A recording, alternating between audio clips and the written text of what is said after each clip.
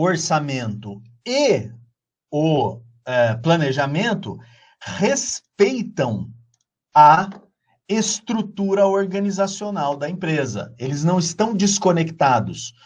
Aqui na tela, eu estou apresentando para você, de certa maneira, duas pontas. Eu vou falar isso para você, então eu espero que a nossa conexão me permita manter a linha de raciocínio, né? Porque eu queria que você me acompanhasse. Eu estou te apresentando o que eu vou chamar de contínuo. Contínuo é assim, de um lado, você tem a estrutura organizacional que a gente vai chamar de funcional ou tradicional, e do outro lado, você tem a estrutura matricial ou estrutura projetizada. E eu digo um contínuo por quê? Contínuo, com 2 U's, né? É um contínuo, por quê?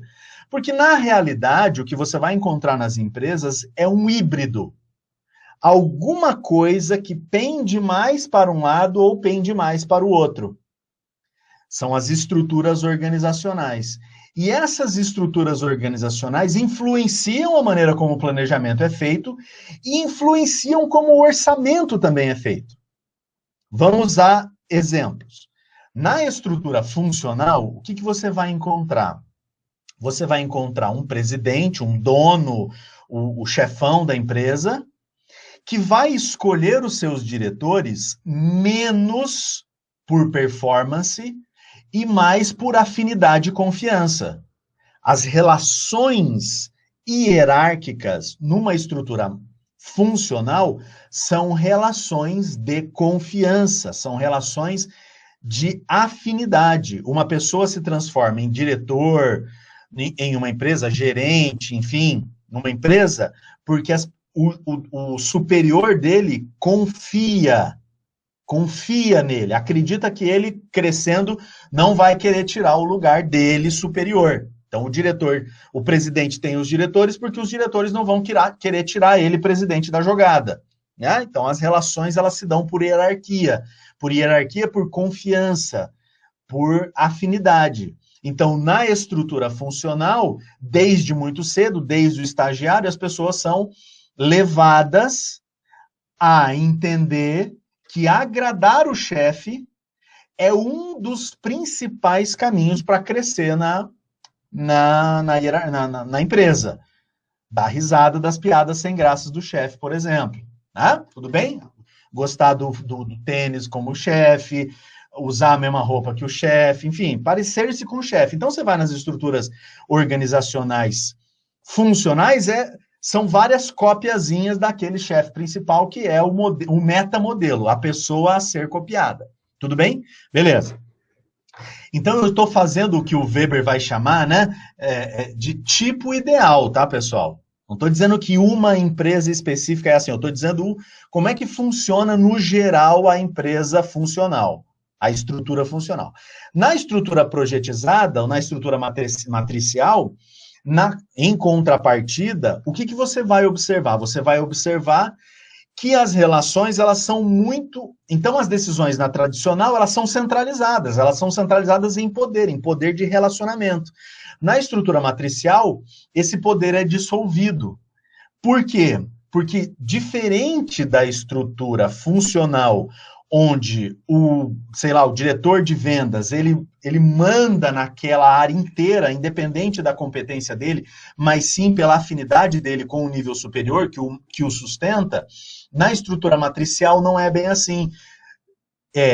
Eu tenho funções que são de negócios, vendas, produção, finanças, tal, e eu tenho funções que são de suporte a negócio, área de TI, back-office, tecnologia, segurança, enfim.